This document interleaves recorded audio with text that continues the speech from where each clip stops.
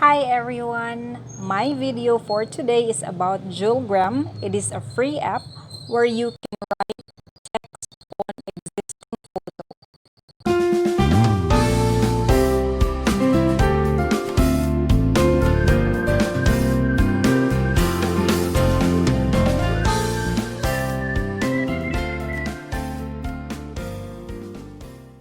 Let's get started. Now, if you don't have the Jewelgram app, using your Android phone, we have to search it on Play Store.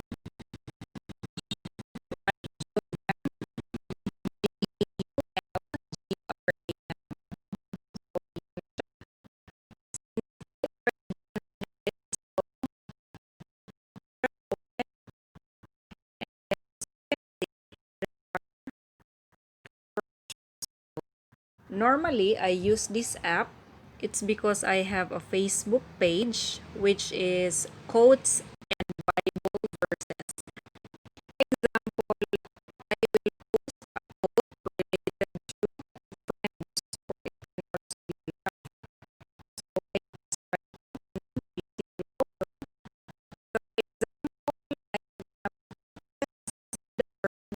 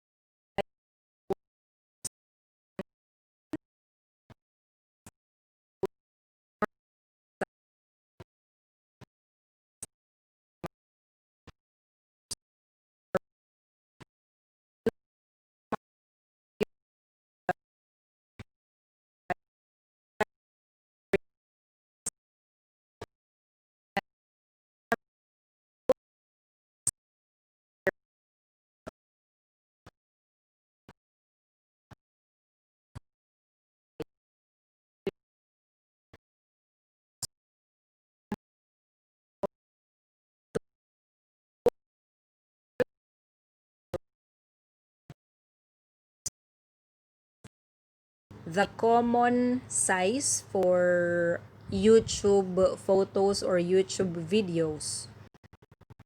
My YouTube channel kayo. So, forward on the upper right part, we have the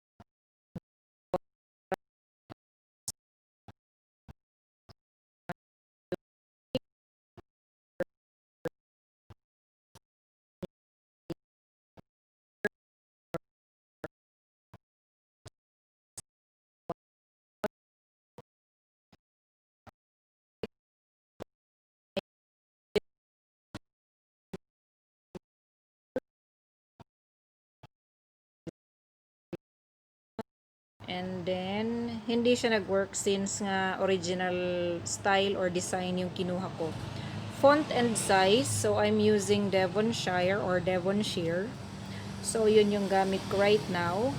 And you have lots of options actually. So, you can see here, those are the downloaded ones. Dito sa baba, as you can see, there's like red-orange na arrow down.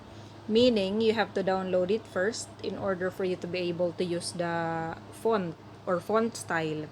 Now, these fonts are actually for free compared to other editing apps na pag gusto mong i-download lahat yung font style na yan, you have to pay for it, or shall I say, you have to upgrade your existing app to pro or premium for you to be able to take advantage of all the like services of that specific app. So, ayun, like for example, I use the existing one that I have, and then tick color and align. So you can, whether you want it to be on the left side, the middle side, or the right side, yung quotes. Now, if you tick view all, these are the colors where you can use so text effect, like for example, you want to blur it, position,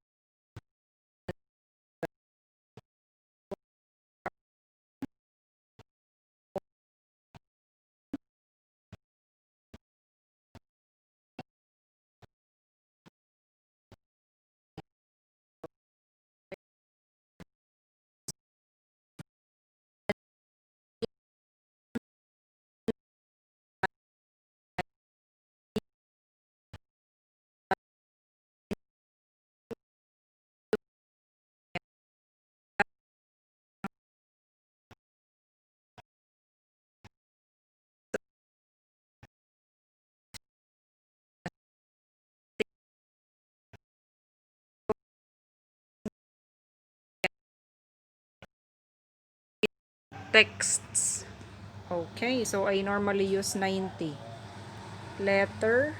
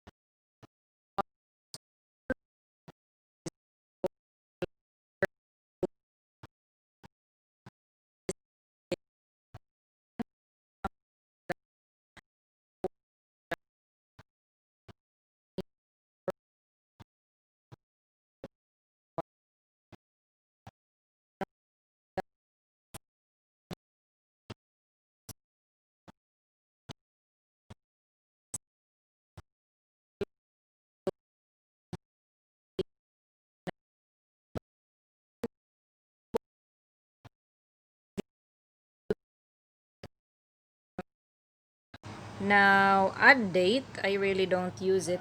It really depends on saan mo paggagamitan or saan mo gagamitin yung photo na ipopost mo. So, add text, I really don't normally use it. So, like for example, I use CPM. Di siya nag-appear. So, yeah, I really don't normally use it. So, let's go back to the option. Yes. So, like for example, ito na siya. That's what friends are for good times and bad times. Now, if you want this to be moved further up, long press mo lang yung text. So, like for example, ito na siya, yung red line sa middle, yan yung nagpapakita na nasa center or nasa middle yung text mo. And then, kung gusto mo naman siyang ibig sabihin, middle, ikita mo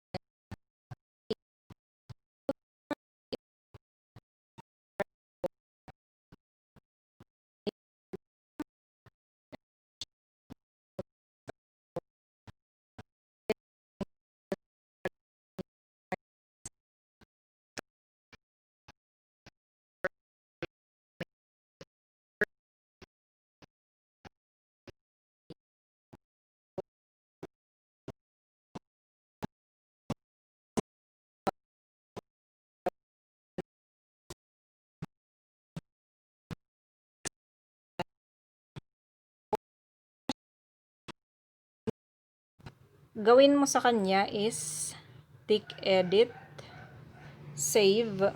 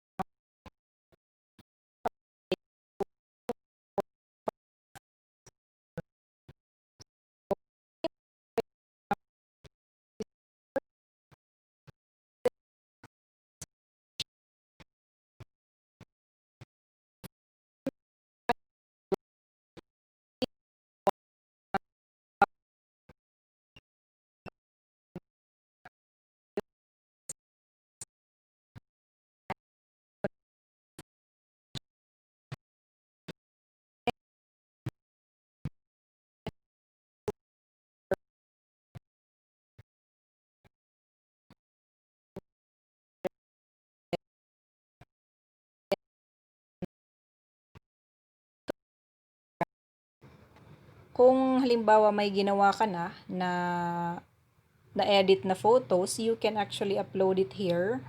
So, these are the top ones.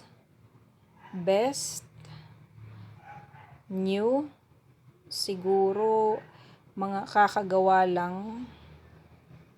And then my, which is wala siyang nag-a-appear since nga hindi ako nag-a-upload. Because I think if you upload it there, some people may share it. So, it really depends on you if you're gonna use it for personal use or you want other people to be able to use yung photos na, edited photos na nagawa mo. So, guys, for now, yun lang naman kasi this app don't have lots of options anyway. But then again, still, I normally use this. Compared, like, for example, Pixel Lab, mas maraming options yun. You can also curve the words or texts, or you can also put a doodle or a blurry thingy. So, ayun, for now, user-friendly to, more on sa mga baguhan na gustong mag-post ng kanilang edited photos. So, I suggest na pwede nyo itong gamitin or matry. So, that's it for today. And I really appreciate your time for watching my video, and see you on my next video. Thank you and have a good one. Stay safe.